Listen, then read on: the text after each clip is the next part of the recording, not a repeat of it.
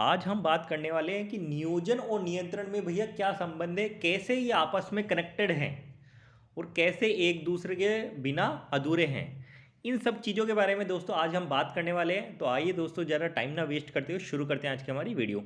आगे बढ़ने से पहले दोस्तों मैं आपको बता दूं, अब आप हमारे इंस्टाग्राम या फेसबुक पेज से भी जुड़ सकते हैं। तो दोस्तों जब हम प्रबंध के कार्यों को देखते हैं तो आपके दिमाग में सबसे पहला कार्य जो आता है प्रबंध का, वो आता है नियोजन यानी कि प्लानिंग। और दोस्तों नियंत्रण आता है सबसे लास्ट में। ऐसा ही पढ़ा है अपन ने भी, क्रम भी ऐसा ही है कि नियोजन करते हैं, संगठन करते हैं, नियुक्तिकरण, निर्देशन, फिर नियंत्रण आता है।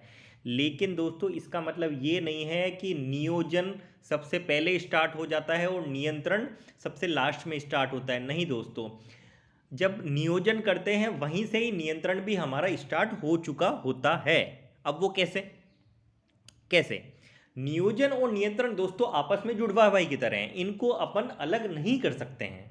कैसे अलग नहीं कर सकते हैं? जैसे जैसे दोस्तों नियोजन में आप क्या करते हैं, आप प्लान बनाते हैं। ठीक है, नियोजन में अपन प्लान बनाते हैं कि भैया हमारा टारगेट ये है, हमारा प्लान ये है, इस साल का हमारा प्लान है 1 लाख यूनिटों की सेल करना। ये आपका कोई प्लान हो सकता है, ठीक है। लेकिन दोस्तों आप प्लान बना लोगे और वहाँ पर कंट्रोल नहीं है ना, आप प्लान बना लेंगे और वहाँ पर आपका कंट्रोल नहीं है तो आप उस प्लान को अचीव ही नहीं कर पाओगे। यदि नियंत्रण नहीं होगा तो अचीव नहीं कर पाओगे। और मान लो कि कंट्रोल है लेकिन प्लानिंग नहीं है, उसमें क्या होगा? अगर दोस्तों प्लानिंग ही नहीं होगी तो कंट्रोल का क्या करोगे आप? प्लानिंग के बिना तो कंट्रोल कुछ है ही नहीं, क्योंकि कंट्रोलिंग में बेसिकली हम करते क्या है, जैसा मैंने बताया भी है, कंट्रोलिंग में आप यही तो करते हैं कि जो आपके डाटा हैं, जो प्लान्ड किए हुए डाटा हैं, उसका एक्चुअल परफॉर्मेंस से आप कंपेयर करते हैं, तुलना करते हैं और देखते हैं कि डेविएशन है कि नहीं, और डेविएशन है तो क्यों है, उसके कारणों का पता लगाते हैं और फिर समाधान करते हैं। कंट्रोलिंग में ये होता है।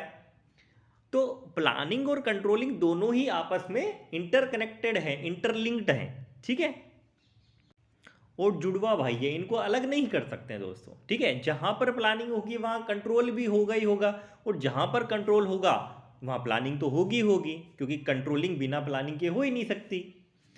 अगर आपका प्लान है 1 लाख यूनिटों की सेल करना, ठीक है, तो ही आप कंट्रोल कर पाओगे ना कि भैया मेरी सेल 1 लाख यूनिट हो। अगर आपके पास कोई प्लान ही नहीं है और आपकी मान लो सेल हो रही है 50,000, लेकिन आपके पास कोई प्लान नहीं है, तो किससे कंपेयर करोगे आप? आपको क्या पता लगेगा कि आपके कंपनी की जो परफॉर्मेंस है वो सही है कि नहीं? तो सही होने के लिए आपको कुछ डाटा तो चाहिए ना। डाटा क्या है? डाटा प्लानिंग ही तो है। प्लानिंग तो चाहिए ना आपको, भाई प्लानिंग में हमने ये तय किया था लेकिन हमारी परफॉर्मेंस सही है कि नहीं, तो ये किससे कंपेयर करोगे? प्लानिंग से ही कंपेयर करोगे, ठीक है।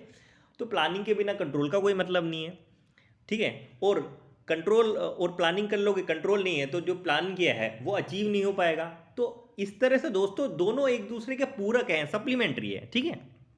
अच्छा, एक चीज़ हो रहा है इसमें, अब वो क्या है? वो ऐसा है कि दोस्तों ऐसा बोलते हैं कि दोनों ही बैकवर्ड लुकिंग है और दोनों ही फॉरवर्ड लुकिंग है। बैकवर्ड लुकिंग का मतलब होता है दोनों ही पीछे देखने वाले भी हैं और दोनों ही अग्रगामी, मतलब आगे भी देखने वाले हैं, पीछे देखने वाले भी हैं और आगे भी देखने वाले हैं। मतलब नियोजन भी पीछे देखता है और आगे भी देखता है, जबकि नियंत्रण भी पीछे देखता है और आगे भी देखता है। ऐसा कैसे? हमें इतना तो पता है कि नियोजन में प्लानिंग की जाती है और प्लानिंग हमेशा फ्यूचर की ही करते हैं, कभी पास्ट की कोई प्लानिंग थोड़ी हो सकती है। जो समय बीत चुका उसकी तो कोई प्लानिंग हो ही नहीं सकती, तो प्लानिंग हमेशा फ्यूचर की ही होती है, ठीक है।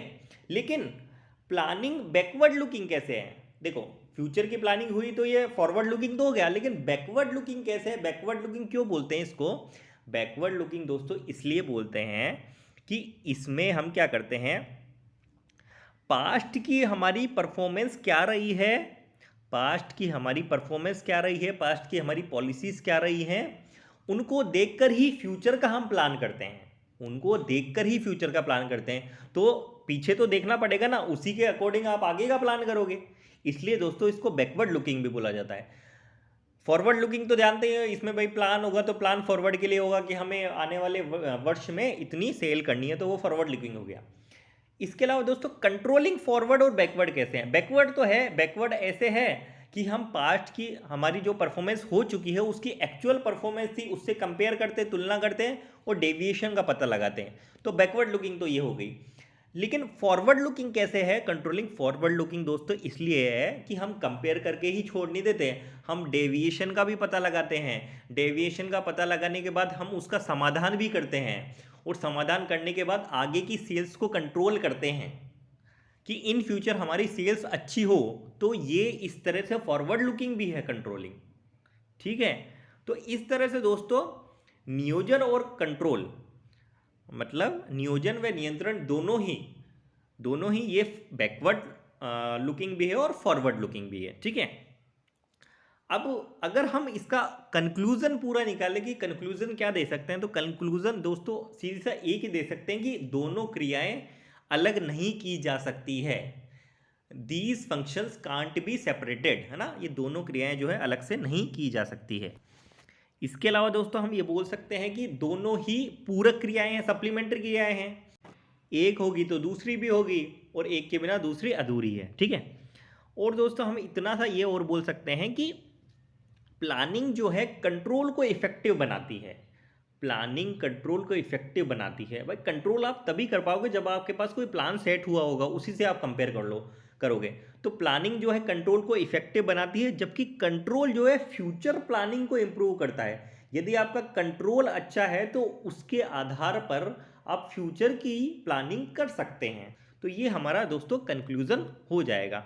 तो इस तरह से दोस्तों नियोजन व नियंत्रण आपस में संबंधित है। उम्मीद करता हूँ दोस्तों आपको ये छोटी सी बात समझ आ गई होगी और वीडियो भी समझ आया होगा।